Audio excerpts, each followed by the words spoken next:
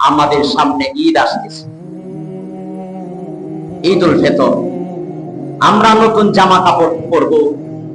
আমার পাশের ভাই গরিব, দেখা যায় সে একটি বালা জামা পরতে পারবে না, সেটা কি ভয়? সেই জন্য আল্লাহ সুবহানাহু ওয়া তাআলা এই রমজান মাসে যাকাত ফরজ করেছেন। সুবহানাল্লাহ। শতকরা 2.5 টাকা, 52.5 তোলা ভরি রূপা অথবা 7.5 তোলা স্বর্ণ টাকার সম্পদের মালিক হলে তার উপর যাকাত দেওয়া ফরজ। অথবা 7.5 ভরি যদি না থাকে, রূপা আর স্বর্ণ মিলায় যদি, এখন 7.5 এক ভরি স্বর্ণের দামই তো আপনার 52.5 তোলা রূপার চেয়ে আরো বেশি দাম হয়ে যায়, ঠিক না? কিন্তু দেখা যায় এক ভরি স্বর্ণ আছে, রূপা বেশি আছে, দুটোটা মিলাইয়া আপনার 52.5 তোলা রূপার দাম হয়ে গেছে, তার উপর যাকাত দেওয়া ফরজ। যাকাত, আমরা যে যাকাতের প্রদর্শনী করি বাংলাদেশে, বড় বড় ধনাঢ্য ব্যক্তিরা কম দামে শাড়ি আর লুঙ্গি দিয়া শেষ, কিন্তু এইভাবে যাকাত দেওয়ার নিয়ম না। যাকাত দেওয়ার নিয়ম হচ্ছে, আপনার যদি 10 লক্ষ টাকা যাকাত আসে, তাহলে আপনার আত্মীয়র মধ্যে 2 লক্ষ টাকা দিয়া তার অভাব মুক্ত, সে যাতে আগামীতে আর যাকাত না খায়। তার প্রতিষ্ঠিত হওয়ার জন্য একটা বেকার যুবককে একটা কম্পিউটার কিনে দিলেন, একটা বেকার যুবককে আপনি তার একটা ব্যবসার পুঁজি দিলেন, অর্থাৎ আগামীতে যাতে সেই যাকাত নেওয়ার উপযুক্ত না। আর ইসলামী সরকার যদি থাকতো, তাহলে তো যাকাতের ফান্ড থাকতো। যাকাতের টাকা তো মানুষে দেয় না। আদম সামারি মতেই এই বাংলাদেশে যাকাতের টাকা যদি কালেকশন করা যায়, 6,000 কোটি টাকার উপরে আসে। বাংলাদেশে কোনো গরিব থাকে না, অথচ প্রতি বছর যে লোকটি যাকাত দেয়, প্রতি বছর এই লোকটি আবার যাকাতের টাকা নেওয়ার জন্য আসে।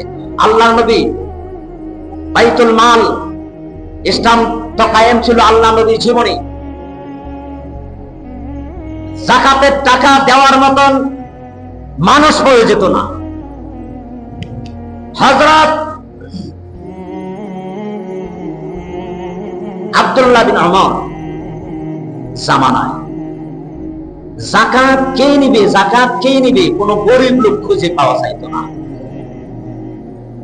দেখা গেল একজন লোক যাকাতের টাকা নিয়ে 3 দিন পর্যন্ত ঘুরতেছে, যাকাত কে নিবে, যাকাত কে নিবে। যাকাতের দেওয়ার মতন লোক পায় না।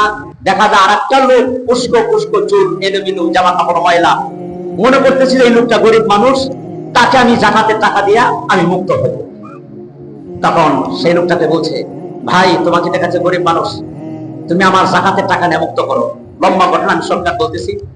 সেই লোক বলতেছে, তোমার মাথা ঠিক আছে কিনা আমি জানি না, তুমি কি মনে করেছো আমার এই গাঠুরির মাঝে সিরা কাঁথা? না, এই তোমার এখানে যত সম্পদ আছে তার চেয়ে লক্ষ গুণ বেশি। আজকে 15 দিন হয় সেই যাকাতের মাল টাকা নিয়ে আমি করতেছি, একটা গরিব লোক পেলাম না যাকাতের টাকা দেওয়ার জন্য। সুবহানাল্লাহ। এই ছিল ইসলাম, এই ছিল ইসলাম। মক্কা আল্লাহ নবী বাইতুল মাল যেদিন উদ্বোধন করেন, আল্লাহ নবী ভাষণ দিয়েছিলেন, মান তারাকা দাইনান আও দিয়ান ফাআলাইয়া। আমার রাষ্ট্রের ভিতরে, আমার রাষ্ট্রের রাজ্যের ভিতরে কোন মহিলার স্বামী যদি মারা যায়, ঋণ রেখেও মারা যায়, আমি মুহাম্মদ সাল্লাল্লাহু আলাইহি সাল্লাম তার বিধবা স্ত্রী, তার এতিম সন্তান এবং ঋণের বোঝা মুহাম্মদ সাল্লাল্লাহু আলাইহি সাল্লাম আমার কাঁধে উঠাইয়া নিলাম। সুবহানাল্লাহ। সম্ভব হয়েছিল যাকাত ভিত্তিক অর্থ ব্যবস্থা দিয়া। আমরা আত্মীয়র মধ্যে যাকাতের টাকা যাদের কর্মসূচি দেওয়া দিব। আরটা হলো সাদকাতুল ফিতর, মানে যাকাত আরটা কেন দিব, গরিব লোকেরাও যেন নতুন জামা পরে ধনীদের সাথে কাঁধ মিলিয়ে যেন ঈদের জামাতে আসতে পারে, আনন্দ উপভোগ করতে পারে, ভালো ভালো খাইতে পারে। সুবহানাল্লাহ। আর বেতনের টাকা তো আমি বলছি, মানে সর্বনিম্ন 115 টাকা মনে হয় ধার্য করা হয়েছে। তো যাই হোক, আর সর্বোচ্চ হলো 2800 টাকা। এটির মধ্যে আপনার অপশন আছে, আপনি যদি খেজুরের দামে দেন, খেজুরের দাম আমরা দিই সবচেয়ে নিচের দাম যেটা, ওই চাউলের দাম যেটা ওইটা দিই, কিন্তু বেশি দেওয়ার চেষ্টা করবেন। খেজুরের দামে দিলে খেজুরের দাম তো 6000 টাকা কেজিও আছে না, আছে না? ওই হিসাবে 2000 টাকা কেজিও আসে। আর যদি কিশমিশ দিয়ে কেউ দেয়, তাহলে টাকা আরো বেড়ে যায়। তাহলে আমরা সামর্থ্য অনুযায়ী সাদকাতুল ফিতর ঈদের জামাতের আগেই পূর্বেই আমরা তাদের হাতে ন্যায্য পাওনা দেয়া দিব। সুবহানাল্লাহ।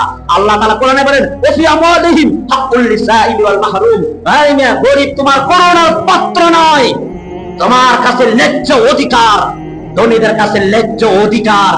গরিবের পাওনা করোনা না, ভিক্ষা নয়, এটা দিতে হবে বাধ্যতামূলক করে দিয়েছেন আল্লাহ।